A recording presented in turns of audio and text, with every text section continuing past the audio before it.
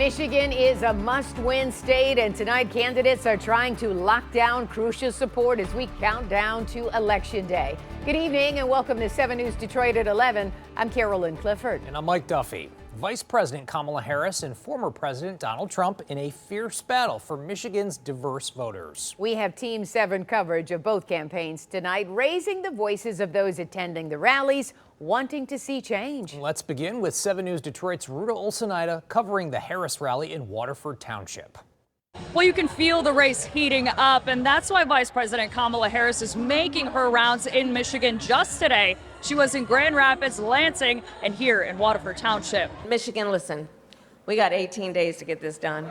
Kamala Harris had quite the Friday, rallying voters to get out and vote in Grand Rapids, stopping at UAW Local 625 in Lansing to speak to members, and finishing off her cross-state tour in Waterford Township at the Oakland Expo Center in front of 3,500 voters, touching on the auto industry that has deep roots in this area. Michigan knows better than most what that means about investing in American industry.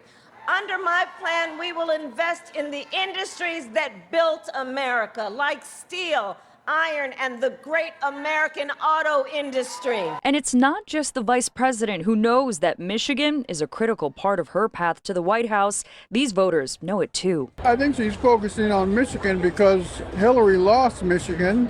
And I think she's trying to make sure that she doesn't take it for granted. They're excited she's spending her final days and weeks before the election right here. This is just the most exciting thing in the world. I think that there's this amazing hope for our country. Voters at this point pretty set in who they'll be voting for November 5th, but appreciate that Harris spent a lot of her time at the Oakland Expo Center discussing issues that matter most to them: the economy, reproductive rights, and how working class people can get back on their feet. We've been union supporters all my life. I was raised in a UAW family.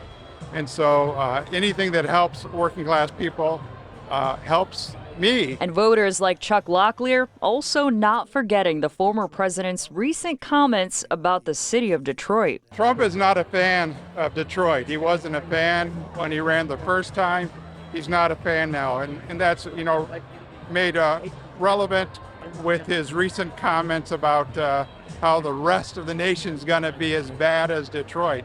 And with just a little over 2 weeks away until Election Day, Kamala Harris and these voters say all eyes are on Michigan. In Waterford Township, I'm Ruta Olsenida, 7 News Detroit. All right, Ruta, thank you so much.